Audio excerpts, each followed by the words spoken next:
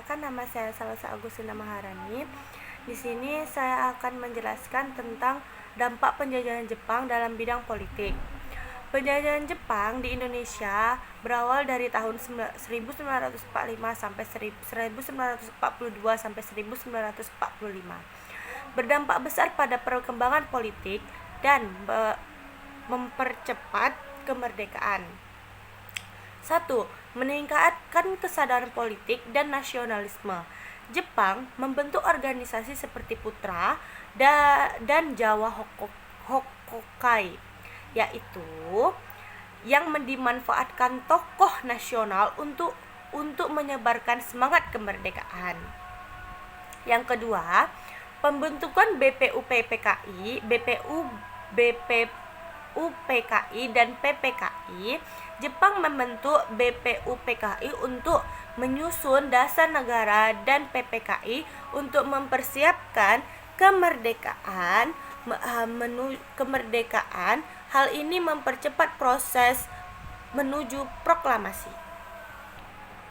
3. Menghapus pengaruh politik Belanda. Jepang melarang bahasa dan sistem pemerintahan kolonial Belanda, membuat Indonesia lebih mandiri secara politik. Yang keempat, ada membentuk organisasi semi militer.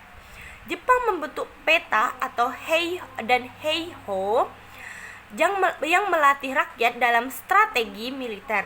Banyak pemimpin Indonesia lahir dari organisasi ini. 5. Peran pemuda dan vacuum of power. Setelah Jepang menyerah, terjadi kekosongan kekuasaan pemuda. Mendesak proklamasi melalui peristiwa Rengas Dengklok yang akhirnya membawa Indonesia merdeka pada tanggal 17 Agustus 1945. Kesimpulannya, meski penjajahan Jepang untuk penderitaan mereka secara tidak langsung mempercepat kemerdekaan Indonesia dengan membentuk organisasi politik dan melatih rakyat dalam kepemimpinan. Walau singkat, selama pendudukan militer di Indonesia, Jepang berhasil memberi dampak perubahan di segala bidang. Berdasarkan dinamika korupsi di Indonesia, Rahma Desmawati Nabila Muzrifan 2020, dampak pendudukan Jepang dalam bidang politik antara lain.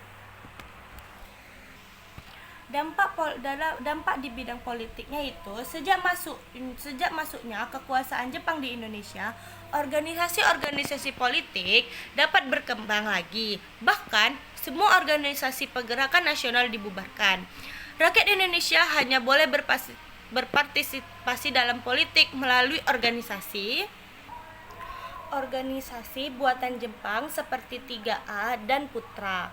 Yang ketiga, pemerintah Jepang mengangkat orang-orang pribumi sebagai pegawai pemerintah. Sampai disinilah penjelasan saya. Bila ada kesalahan mohon dimaafkan. Wabillahi taufiq wal hidayah. Wassalamualaikum warahmatullahi wabarakatuh.